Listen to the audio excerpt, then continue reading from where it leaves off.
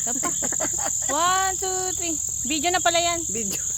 Hi guys! Gandang gabi! Heto na naman tayo. So bumalik po kami dito sa Bantayog Farm. So siguro na hindi nyo na back nyo yun po yung mga vlog namin nung nandito na kami dati.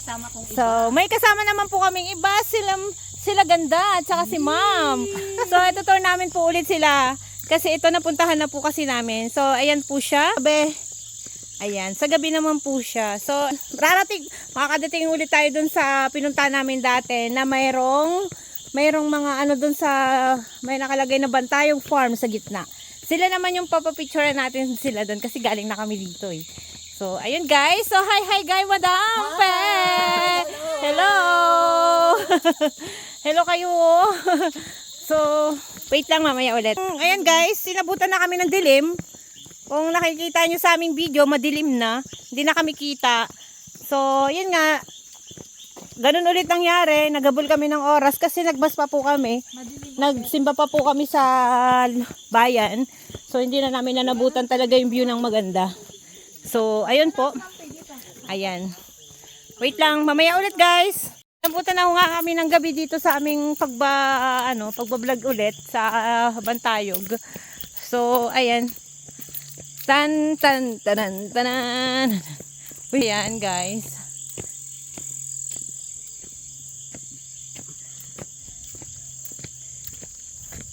Maliwanag na ulit guys kasi may ilaw na. May ilaw na ang ating kaanoan. Ang galing na nga nilang design. Oh. Tan. Tang.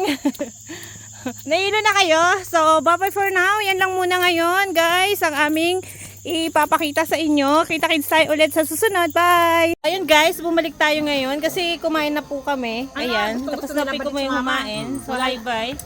Hi ulit sa ating vlog. Sila Badet gusto sumama saka yung payat. Hi, madam, sa ating vlog ulit. Tapos na po kami kumain. Nabusog si Ma'am Pe. Nabusog ka ba, Ma'am? Napakabusog na busog. Ikaw ba, Be? Bitin saray. Ikaw ba, Be? Bitin sa limpo. Sa akin po, eksakto lang.